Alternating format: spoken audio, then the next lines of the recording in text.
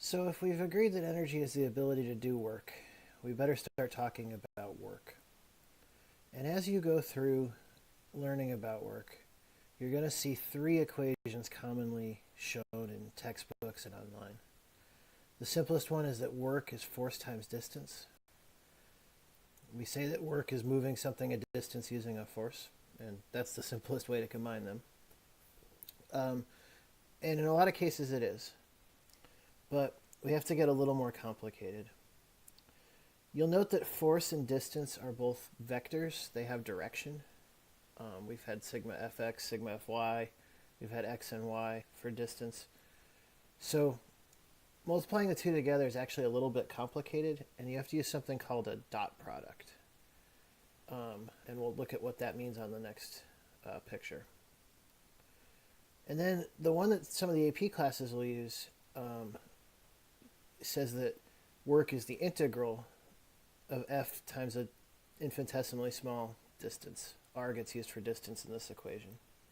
That's what you use if forces vary. So let's go through these three equations, and we'll talk about when they're each appropriate.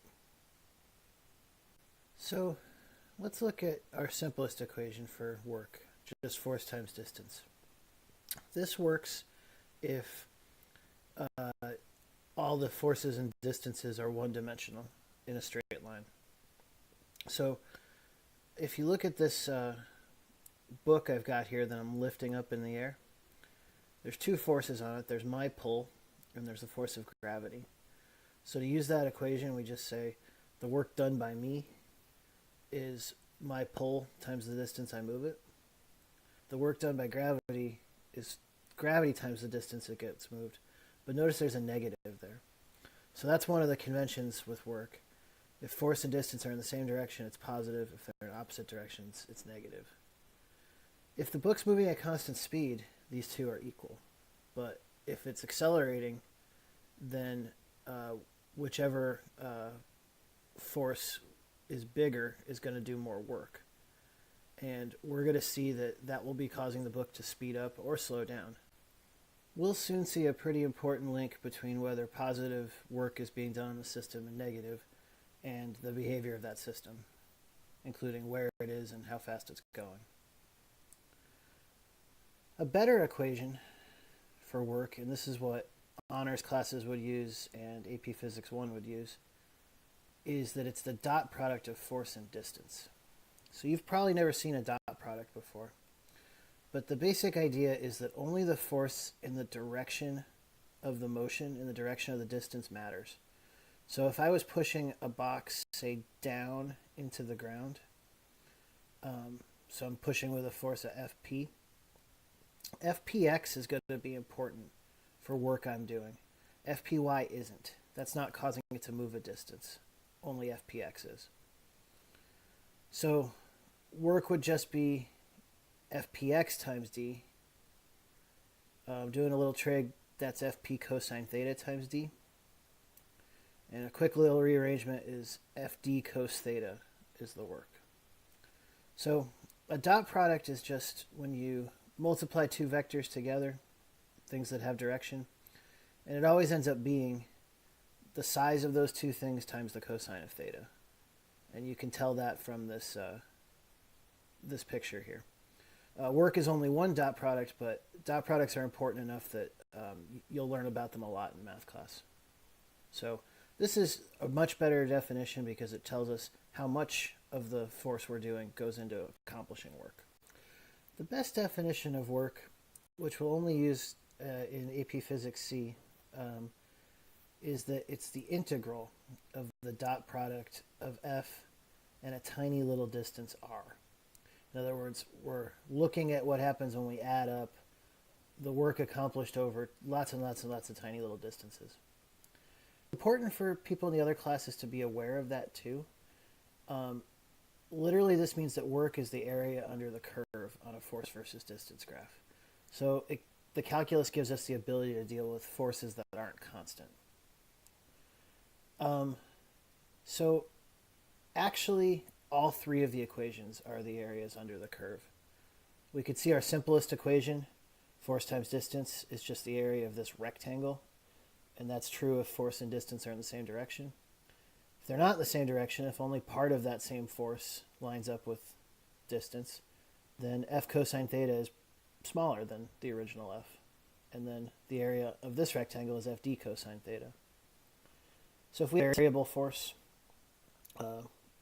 we could get the area under it too. And we could deal with what would happen if the force is only acting over part of the distance we care about. So that's work. Just one word of caution, distance, we use a lot of letters for it. Obviously X, Y, and Z are what we used at the beginning of the year. Sometimes D for distance, sometimes R is used, especially when you're talking about space and orbits. And sometimes S is used, and I don't know why that is. But just make sure if you see a strange letter, check to make sure it's maybe not just distance. So I want to define something called potential energy, which is stored energy. We're going to see that you get potential energy by putting work into an object. And you do that by moving an object against a force. And certain forces actually store the work you're doing in what's called a field. And that's what gives potential energy. So I have to show you what I mean. And we'll look at some forces that accomplish this and other forces that don't. Just one more quick warning about names and letters. They can be a little strange for energy. So the potential energy we're about to talk about gets labeled U because P gets used for things like power and pressure. We'll talk about another kind of energy soon, which is K for kinetic energy. Distance can be a lot of different things. So just be really careful when you see certain letters. Just make sure they're not distance. So let's do a really simple experiment. Let's lift up a textbook. All right, so pretty simple. Gravity's pulling it down. I'm pulling it up. Doing some work. As you can see, there were two forces on the book. There was my pull and there was gravity, and it moved a distance d upwards. So the energy going into the book is coming from me. And some of that energy is going to be this potential energy, this energy that gets stored by gravity. So I'm adding the energy, but we need to zero in on what gravity's storing. So let's look at the work that the force of gravity does. It's negative. It's pulling down. The book is actually moving up. So we'll do the simple equation for work. We see that the work done by gravity is minus the force of gravity times the distance I pull it. We know that gravity is mg. So the work done by gravity is minus mgd. Since it's not gravity putting the energy in, it's me, we're then going to say that the potential energy, UG, is opposite the work done by gravity. So the potential energy that the book got is mgd, positive.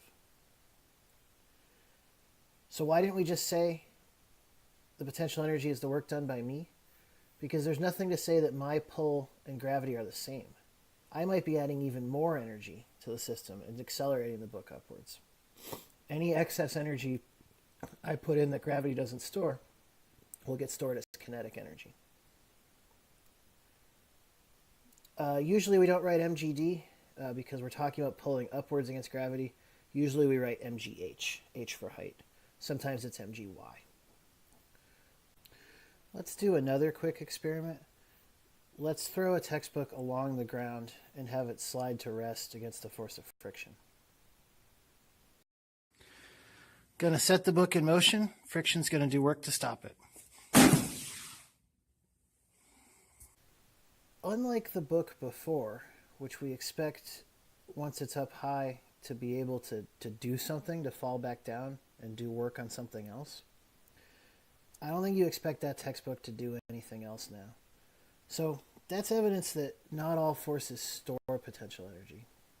I don't know if you noticed in the previous description, I had gravity labeled as a conservative force. That just means that gravity has the ability to store potential energy. Friction is a non-conservative force. It doesn't store energy. Other ones like it are drag. And what happens to the energy used by doing work against these forces? It mostly gets turned into heat. Plenty of other forces, though, are conservative forces, and you generally can tell these from anything that you apply a force and energy appears to be stored. The system has the ability to do something else. So if you try to pull two magnets apart from each other, you're going against the force of magnetism. If you let go, they're going to tend to pull each other back. So that would be potential energy. If you stretch a spring, it's going to try to pull back. So the work you put in is stored. That's potential energy. There's some other less obvious ones. We've got a Van de Graaff generator. Let me show you what that looks like.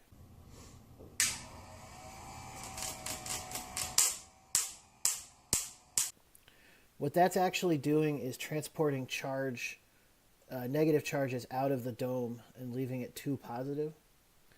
And that's work being done.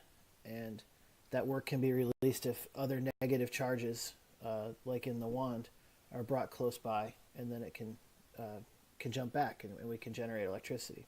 Strangely enough, even chemical energy is a form of potential energy. Left to their own devices, carbon, oxygen, and hydrogen would arrange themselves in these two molecules, CO2 and H2O. And you can look at making higher energy compounds as having to use a force to rip apart these molecules, and that's doing work, and that's energy that gets stored in chemicals. So potential energy is a very general form of energy.